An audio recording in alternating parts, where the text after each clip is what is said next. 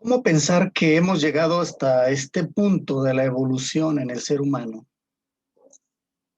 Eh, Tomando en cuenta todas las adversidades y las dificultades con las que se pudo presentar el hombre a través de los miles y miles y miles de años en que, en que fue evolucionando.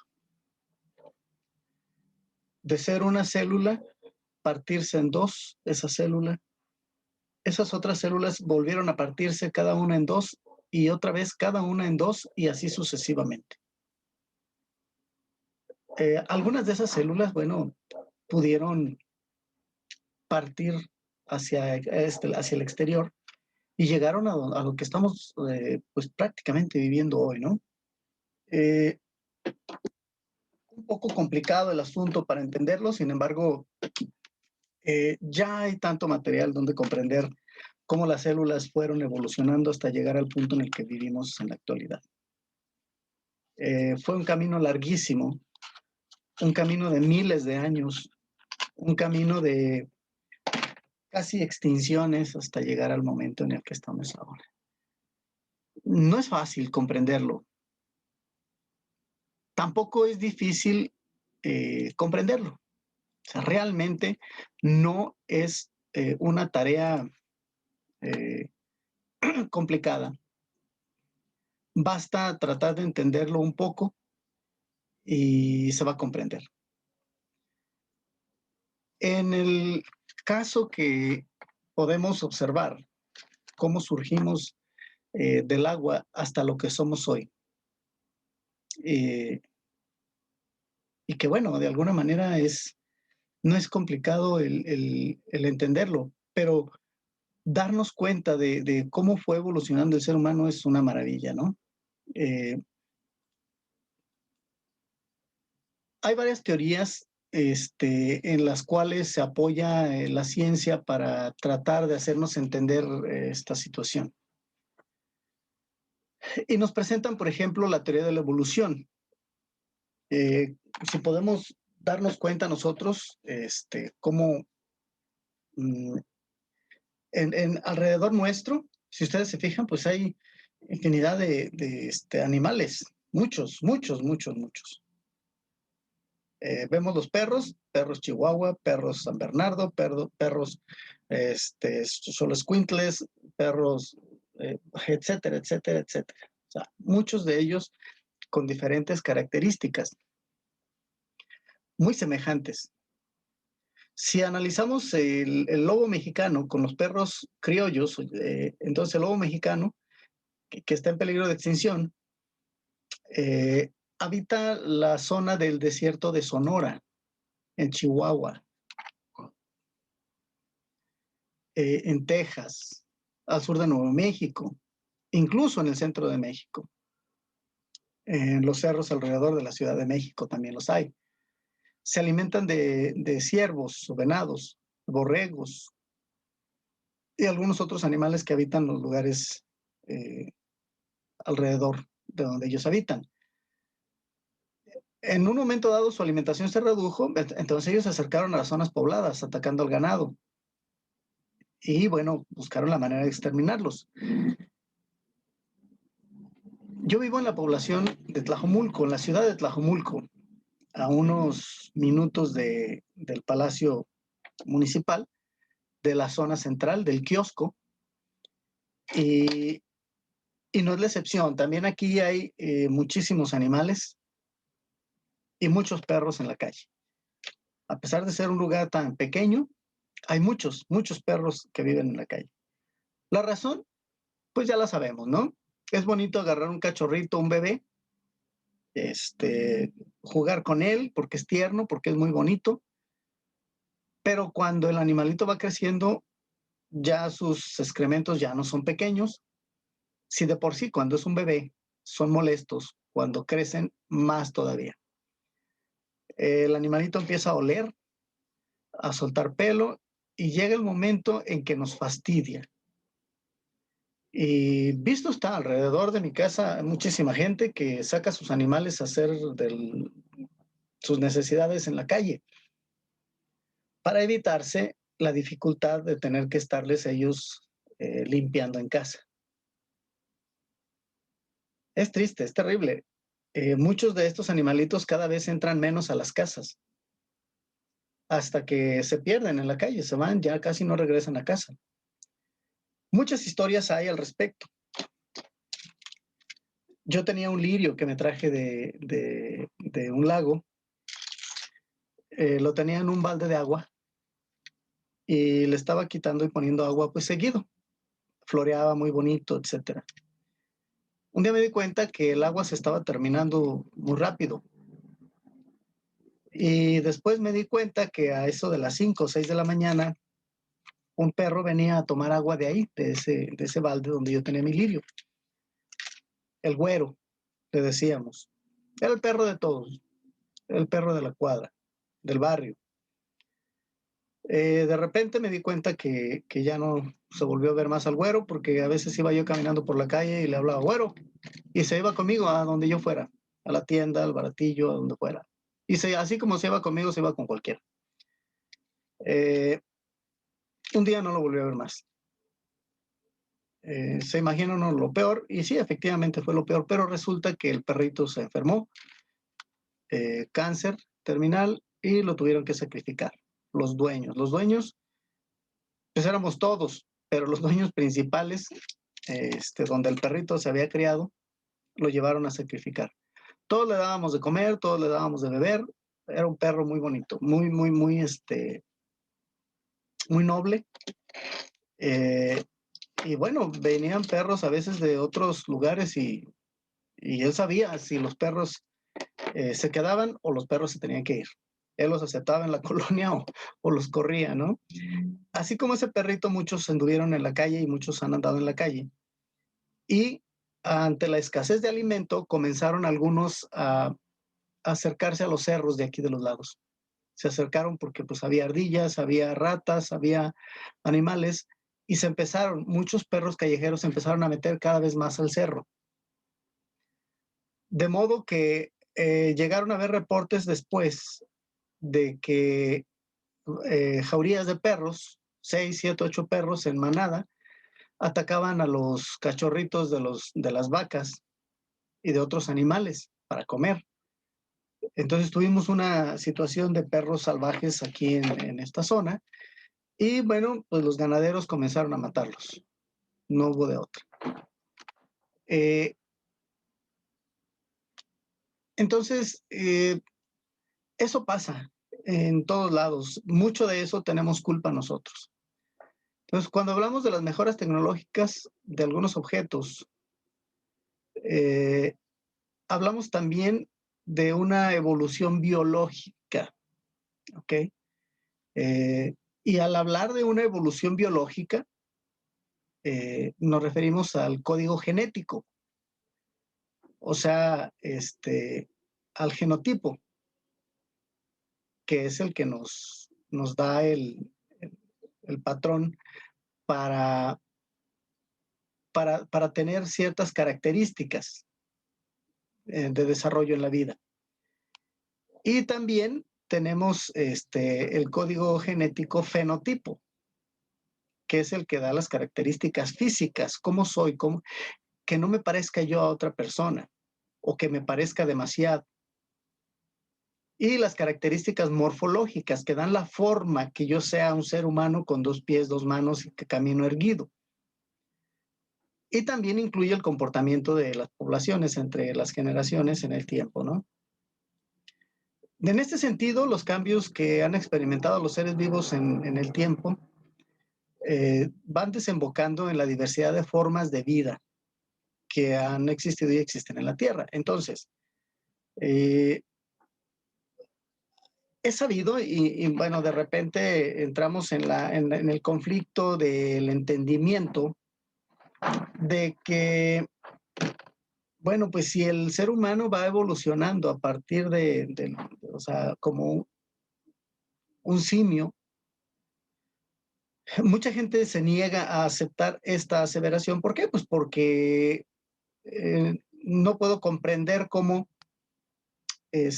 un ser humano, o sea, como un chango o un gorila del zoológico no se convierte en ser humano?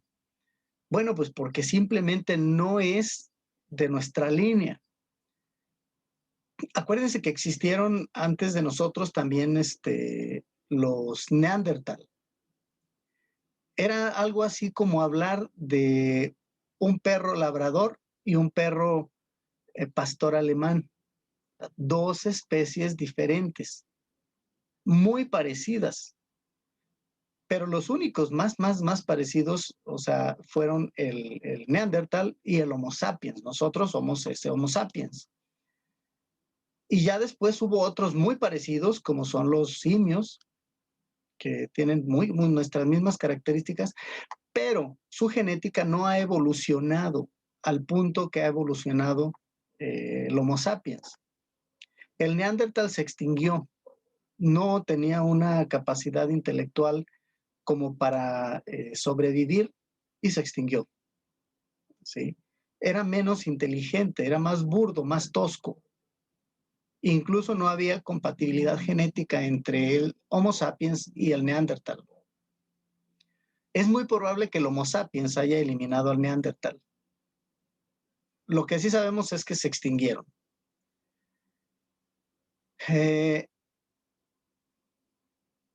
Es de esta manera, como les digo, entonces, que el ser humano ha cambiado. Nuestro código genético es muy diferente al código genético de los changos, de los simios que vemos en el zoológico. Por eso evolucionamos de otra manera. Ellos van evolucionando, obviamente, pero no de la manera como nosotros vamos evolucionando. Nosotros hemos evolucionado intelectualmente. Ellos no. Sus genes no tienen esas características. A mí me sorprende mucho ahora que están manejando la cuestión de la vacuna, que dicen que pues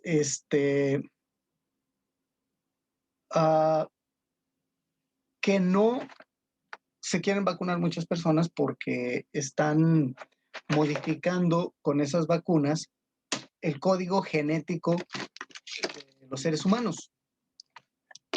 Okay. Y a mí me sorprende mucho esta cuestión porque mucha de esta gente que me ha comentado que no se quieren vacunar, y no lo he, no los he evidenciado ni tampoco he dicho nada porque pues no tiene caso, ¿no? Pero muchos de ellos,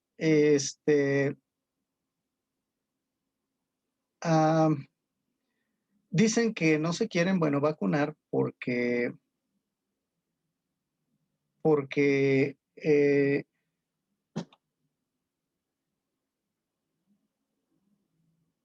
se modifica su código genético, porque no sabemos qué va a ser. Sin embargo, son gente fumadora. Y fumar modifica el código genético también, pero no pueden dejar de fumar.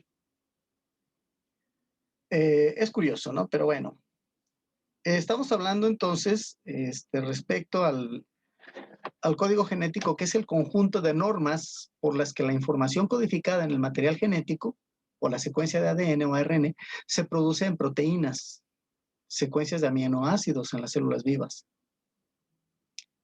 Es el código que nos hace ser lo que somos, es el código que nos ha permitido hablar, el código que nos ha permitido actuar de manera independiente, el código que nos ha permitido ser lo que somos, tener las características que tenemos.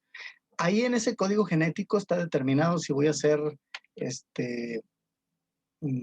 calvo, si voy a ser de ojos azules, si voy a ser de ceja cerrada, ceja abierta, etcétera, etcétera. Ahí está todo mi código. Es el resultado de la unión de dos células que dieron origen a mi vida.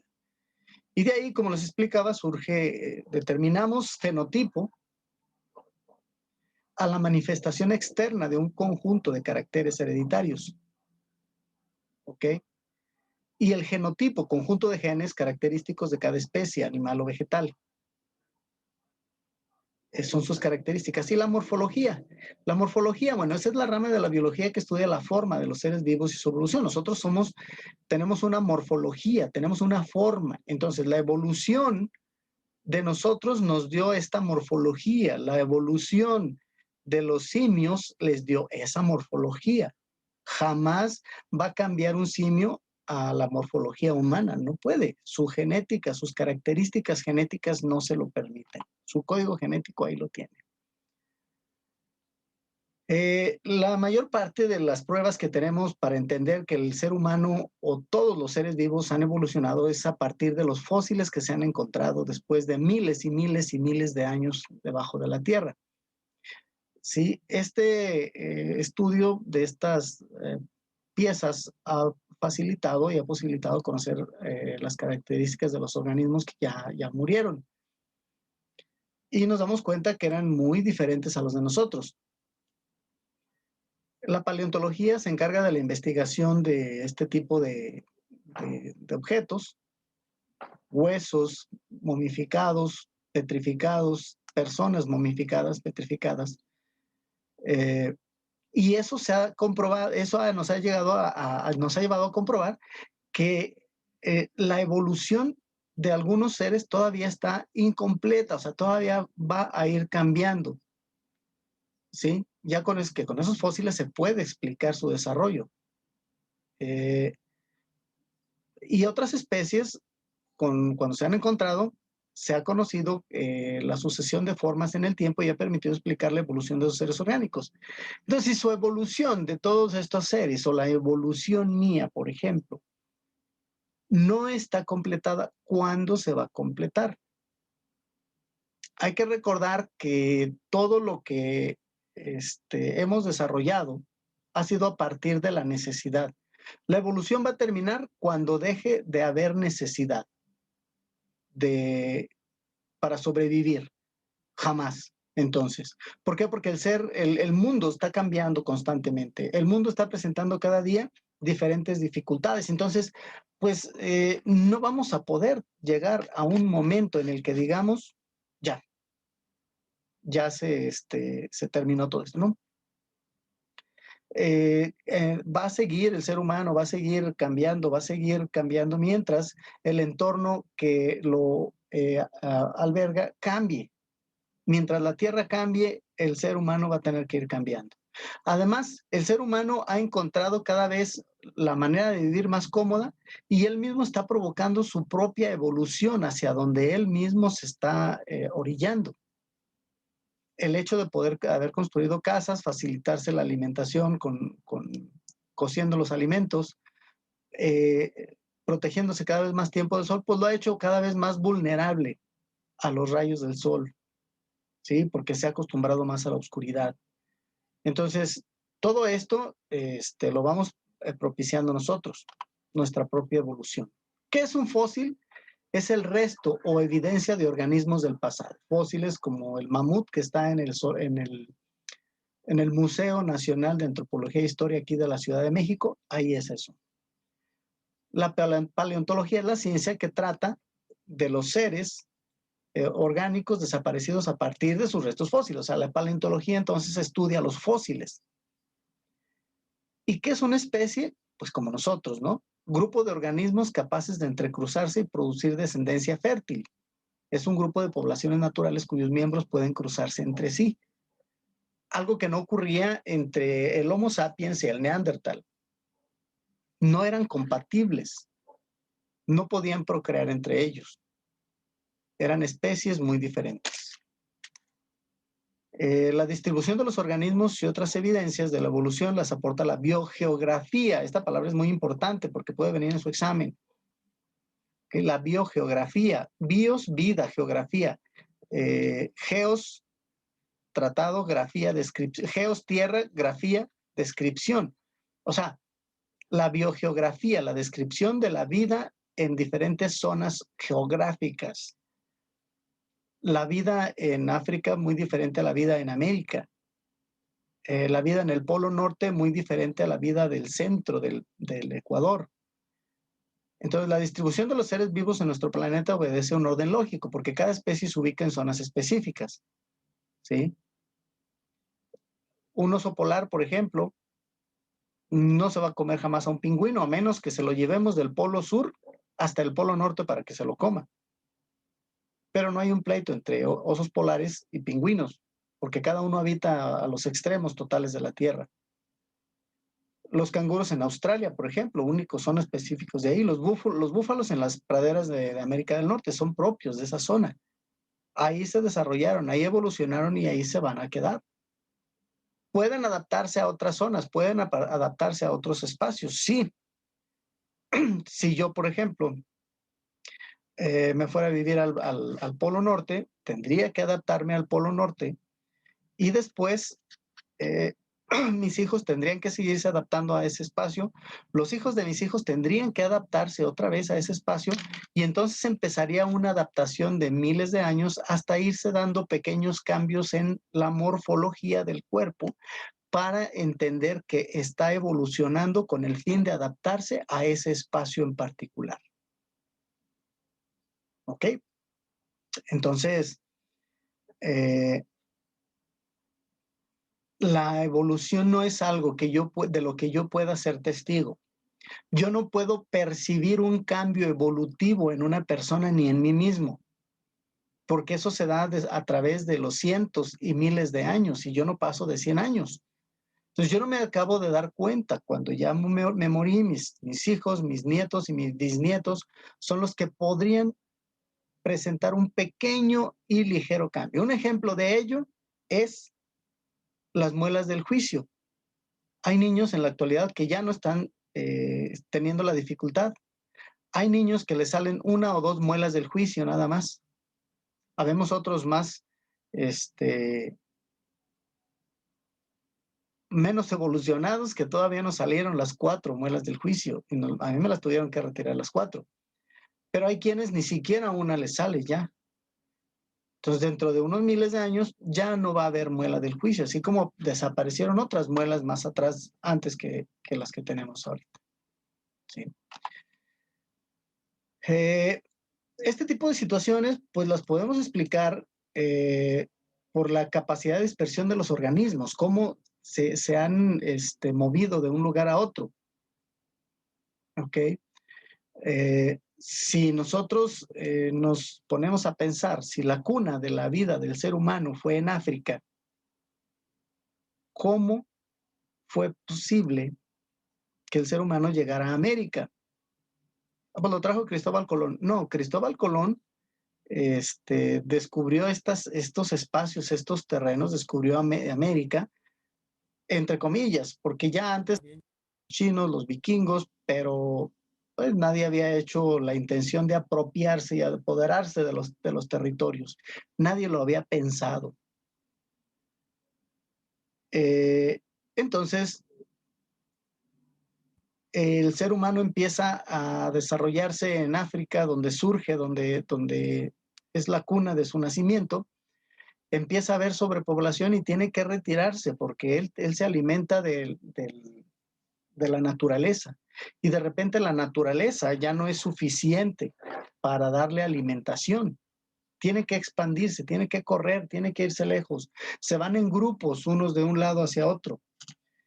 Empieza, cada año se congelaba el Polo Norte de una manera extraordinaria. El estrecho de Bering nos permitió cruzar mientras estaba congelado el mar y de esa manera llegaron los seres humanos al norte de América y se fueron desplazando poco a poco hacia el sur buscando tierras más cálidas después de miles de años hasta llegar a poblar hasta la Patagonia, lejos de donde surgió. O sea, somos una especie invasora que creció, que se fue, que avanzó y que llegó a cubrir toda la superficie de la Tierra. Otras evidencias de la evolución las aporta la biogeografía, dijimos, la distribución de los seres vivos en el planeta. Esto ya lo vimos. La Tierra, al igual que la vida, pues evoluciona. Y ha evolucionado y sigue evolucionando. Un ejemplo de ello son el movimiento de los continentes que se han transformado en el curso de millones de años. Antes de lo que conocemos nosotros en el mapa mundi, que conocemos como América, Europa, África, Asia y Oceanía, todo eso antes estaba junto, estaba todo pegado, casi pegado. Al irse enfriando cada vez más la corteza terrestre, va habiendo cambios. Y bueno, pues resulta que se va resquebrajando esa superficie y se va separando, formando los continentes que conocemos en la actualidad. Este origen o este único bloque se llamaba Pangea, era un solo continente. Esto se ha explicado por las teorías de la deriva continental, o sea que los continentes viajan a la deriva, se van desplazando, no están flotando en la Tierra, son montañas enormes que se van moviendo. Esta lo comprobó Alfred Wegener en 1912 con la tectónica de placas. O sea, la Tierra está formada, es una bola, pero hay placas que tiene pegadas que se están moviendo.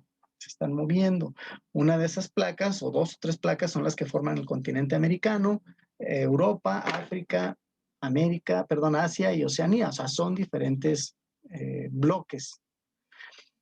Este movimiento obviamente afectó a la biodiversidad de las especies, ya que hubo cambios climáticos y los seres, algunos de ellos se extinguieron y otros se adaptaron, ¿sí?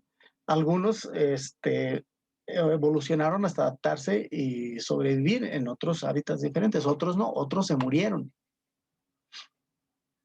Entonces la biogeografía es la ciencia que estudia la distribución de los seres vivos sobre la Tierra. Y la homología es la relación entre dos partes orgánicas diferentes cuando sus determinantes genéticos tienen el mismo origen evolutivo. ¿Ok? Son dos partes orgánicas diferentes. Y cuando sus determinantes genéticos tienen el mismo origen evolutivo. Los simios y nosotros. Venimos de la misma célula, pero evolucionamos de diferente manera. Si analizamos la anatomía de grupos orgánicos diferentes, vamos a encontrar similitudes en sus estructuras, en sus patrones de desarrollo. Por ejemplo, el ala de un murciélago, la aleta de un delfín y nuestra mano tienen el mismo número de huesos, con una disposición muy semejante. Hagan de cuenta que un murciélago también tiene una mano, pero cubierta por una membrana y más larga. Sí, son tamaños diferentes. Estas son estructuras homólogas, y van evolucionando de manera diferente de acuerdo a las necesidades. Ellos necesitan volar, nosotros ya no. Sí, ya no lo hemos visto como una prioridad. Este tipo de homologías las podemos encontrar en nuestra información genética, en el ADN. En el ADN de un murciélago está esta información, en el ADN de un humano también está la misma información, en el ADN de la aleta de un delfín también. ¿Ok? Que esto indica que toda la vida en la Tierra tuvo un origen común. O sea, una célula se dio y a partir de ella toda esta contaminación. El ARN o ácido ribonucleico, apréndanselo, o RNA, si lo decimos en inglés, es una molécula que dirige las etapas intermedias de la síntesis proteínica. El ADN, ácido desoxirribonucleico, no puede actuar solo y entonces se vale del ARN, se apoya de él para transferir esta información vital durante la síntesis de las proteínas. Mientras están aprovechando las proteínas en el cuerpo, ahí está pasando la producción de las proteínas que necesita la célula para sus actividades, sus desarrollos, o sea, para caminar, trabajar, comer, jugar, correr. Ahí va esa información. Algunos tipos de ARN regulan la expresión genética, mientras que otros tienen actividades catalíticas. El ARN es mucho más versátil que el ADN, o sea, es más cambiante. Un virus. En latín, virus significa toxina. Es una estructura biológica muy sencilla que se reproduce en una célula huésped. El virus está rodeado por una capa de proteínas que envuelve al ácido nucleico y puede ser de ADN o ARN. Ese es el caso del virus con el que estamos batallando en la actualidad. ¿Sí? Entra a nuestro organismo, se mete en esa célula que se está reproduciendo constantemente y hace sus cambios, sus modificaciones, ¿no? ¿Qué es una modificación? Alteración o cambio en la información genética. ¿Sí? Produce un cambio de características que se presenta súbita y espontáneamente y que se puede transmitir o heredar a la descendencia, una mutación, ese tipo de cambios.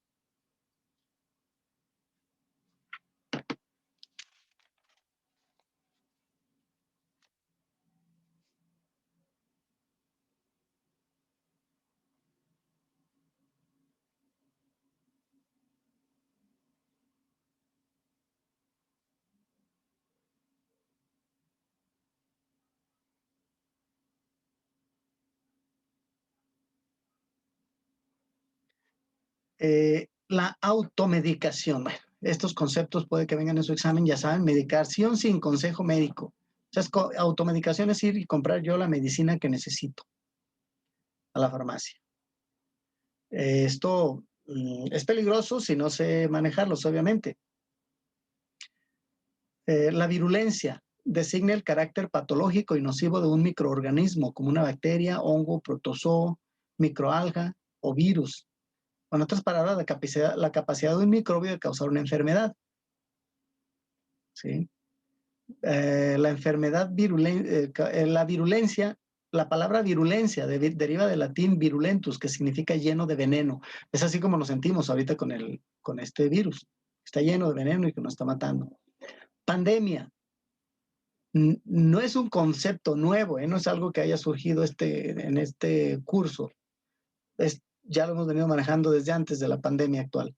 Pandemia, pues ya saben ustedes, es una enfermedad que no es propia de una zona, sino que abarca todo el mundo. Enfermedad infecciosa de los humanos a lo largo de un área geográficamente extensa.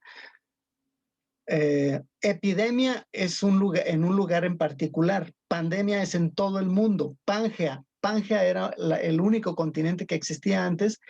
Pan, una sola. Pandemia, una sola epidemia por todo el mundo. Es común para todos. Epidemia es en un lugar, pandemia es en todo el mundo.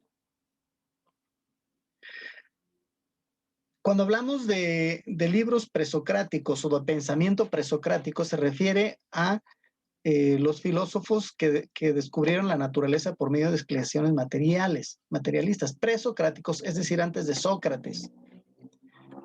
El primer filósofo que le dio, digamos, un empuje al desarrollo humano intelectual fue Sócrates. Después fue Platón, alumno de Sócrates, y después Aristóteles, alumno de Platón. La metafísica pura, esta ciencia es parte de la filosofía y estudia al ser en cuanto al ser mismo, sus propiedades, principios y causas primeras. Postula que el conocimiento se adquiere porque se conoce la causa real. Es decir, yo aprendo porque conozco la razón que ocasionó el fenómeno. Es el momento en que yo aprendo. ¿Sé cómo funcionan los rayos? No, no lo he aprendido. Cuando sé que es un desbalance de iones en la atmósfera y que algunos se combinan y otros chocan, entonces ya aprendí que es un rayo. Mientras no comprendas todo su proceso, no lo voy a saber. Esencialismo supone uniformidades, las que hacen a las clases naturales supone constancia, inalterabilidad, divisiones tajantes entre entidades, lo mismo físicas, biológicas, sociales, todo esto por definición no puede explicar los cambios, la dinámica y las transformaciones del mundo.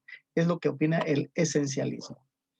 Las primeras ideas evolutivas surgen por la necesidad del hombre de explicar la enorme diversidad biológica que vemos en la actualidad. Pitágoras en el año 580, 495 a.C. y Parménides de Elea, 540-470 a.C., ellos fueron los primeros en ofrecer explicaciones racionales de los fenómenos naturales al rechazar argumentos míticos. Ellos son los que se metieron. Cuando la gente decía, es que es el dios del trueno, y él dijo, no es ningún dios, y sí es un trueno. Se metieron en problemas porque estaban quitándoles sus raíces divinas, sus creencias a las personas, pero ellos fueron los que empezaron a chocar en contra de los demás. Aristóteles, como un gran naturalista que tuvo la capacidad de ver una gradación de los seres vivos a partir de objetos inanimados, y propone la escala nature, es decir, una escala en la naturaleza. Propuso muchos conceptos que no era posible conciliar con la evolución. Pónganle pausa a ustedes al video para que lo lean completo y tengan el concepto más claro. Lamarck en el siglo XVIII fue trascendental para la historia de las teorías evolutivas. También pónganle pausa para que lo lean, ya necesito terminar este video. El creacionismo. ¿Qué es el creacionismo? Es la idea religiosa. ¿Sí? Denle una pausa, se los explicaré posteriormente en vivo. Aristóteles, busquen la biografía de Aristóteles, que es bastante amplia. Bien, terminamos con esto. Nos vemos en la siguiente. Yo les doy las gracias por darse el tiempecito de quedarse un ratito aquí conmigo. Adelanten, atrasen, pausen el video para que tengan un mejor aprendizaje. Muchísimas gracias. Aquí estamos en lo que haga falta. Hasta luego.